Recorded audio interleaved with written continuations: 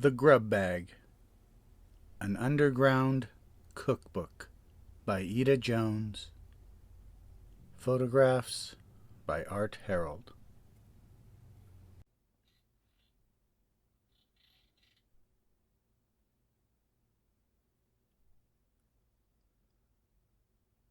We are all lost people in this world. Do we need introduction? From Pi Pa Song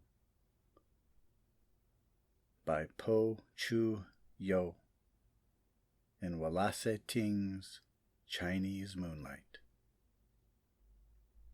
You've seen my curly head and glowing eyes 1,000 times. And I know you when I see you, in the subway, on the street. Our eyes caress each other's faces, wanting to make love. We've simply smiled and nodded recognition.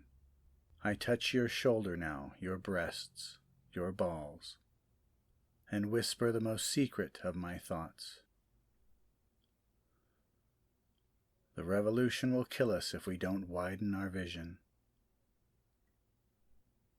Some have referred to what you are holding as a cookbook, in which case I should say a few words about utensils and purpose.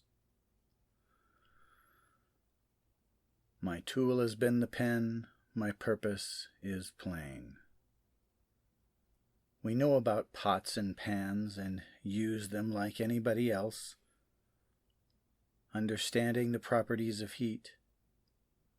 A wooden spoon is great for stirring things on the stove because it doesn't get hot. A few clean jars you've saved will be handy for storing anything from canned corn juice to corn flakes, dried beans and rice, and one on the stove for bacon drippings. One pot with a lid and one pan with a lid can handle almost anything. Odds and ends can be picked up at thrift shops or invented. Someone to eat with and some green among your spices, which can be bought one at a time as you run across them in recipes you want to use as springboards, are among the most important things to have in your kitchen, which can become a room into which you come smiling.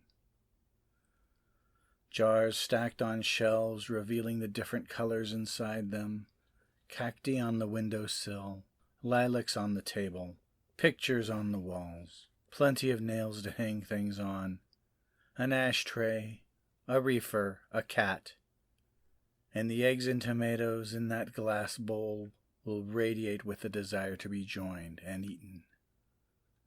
But this isn't only a cookbook. And I sit here in my overstuffed chair imagining that maybe you and I could talk in a light tilting dream, under the shade of an old rustling tree, about just things.